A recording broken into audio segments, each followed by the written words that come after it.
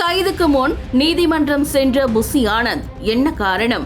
கரூர் கூட்ட நெரிசல் உயிரிழப்பு சம்பவம் தொடர்பாக போலீசார் வழக்கு பதிவு செய்திருந்த நிலையில் தவிக பொதுச் செயலாளர் புசி ஆனந்த் நீதிமன்றத்தில் தஞ்சம் புகுந்துள்ளார்.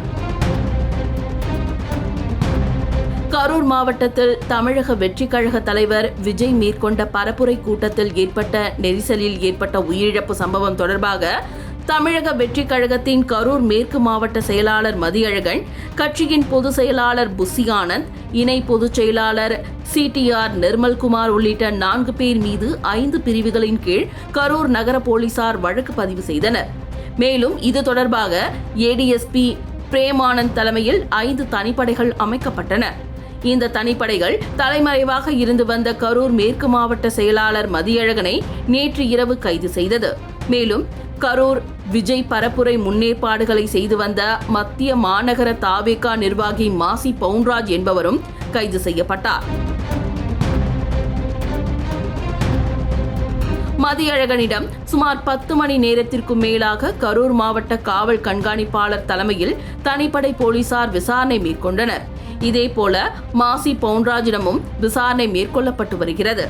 இதனிடையே தமிழக வெற்றிக் கழக பொதுச் செயலாளர் புசி ஆனந்த், இணை பொதுச் செயலாளர் CTR நிர்மல்குமார் ஆகியோர் போலீசார் விசாரணைக்கு ஆஜராகாமல் தலைமறைவாக இருந்து வருவதாகவும், எனவே அவர்களை போலீசார் கைது செய்ய இருப்பதாகவும் தகவல் பரவியது.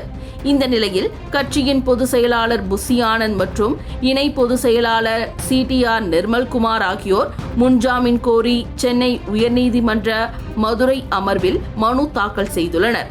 அந்த மனுவில் அவர்கள் கூறியிருப்பதாவது: கரூரில் கடந்த 27ஆம் தேதி நடைபெற்ற பரப்புரையின் போது ஏற்பட்ட கூட்ட நெரிசல் துரதிர்ஷ்டவசமானது.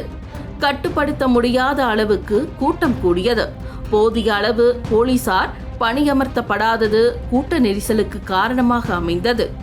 அனுமதி கோரிய போது குறிப்பிட்ட அளவை விட தொண்டர்கள் அதிகமாக குவிந்ததன் காரணமாகவும் இந்த அசம்பாவிதம் ஏற்பட்டது.